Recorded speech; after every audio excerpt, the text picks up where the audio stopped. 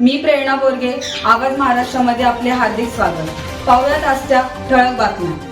महिला शिक्षणाच्या आद्य प्रणेत्या क्रांतीज्योती माता सावित्रीबाई फुले यांच्या जयंतीनिमित्त मुरबाड येथे महिलांसाठी खास एक दिवस स्वतःसाठी हा अभिनव उपक्रम राबवण्यात आला.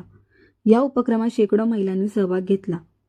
मुरबाडमध्ये माता सावित्रीबाई फुले जयंतीनिमित्त महिलांसाठी एक वेगळा आणि प्रेरणादायी उपक्रम राबवण्यात आला.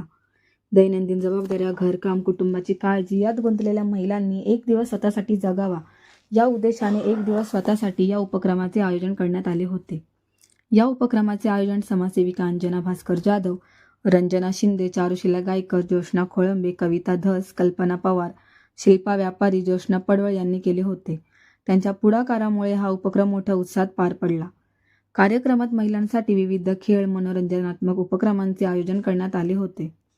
यामुळे महिलांमध्ये आनंद, आत्मविश्वास आणि एकोपा पाहायला मिळाला.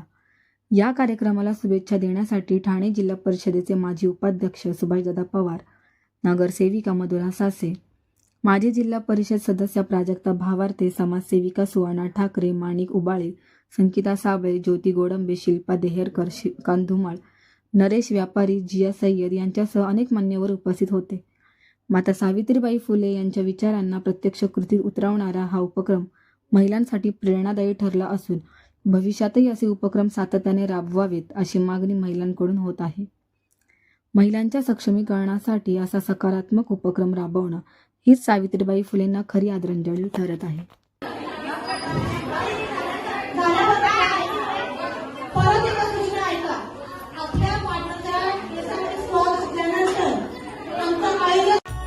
विद्या शिकताच पावाल ते सुख, घ्यावा माझा लेख ज्योती म्हणे.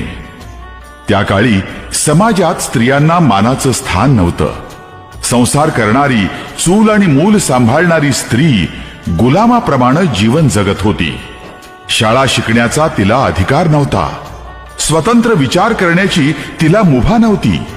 पतीचा मृत्यू झाला तर दुसरं लग्न करण्याची परवानगी नव्हती.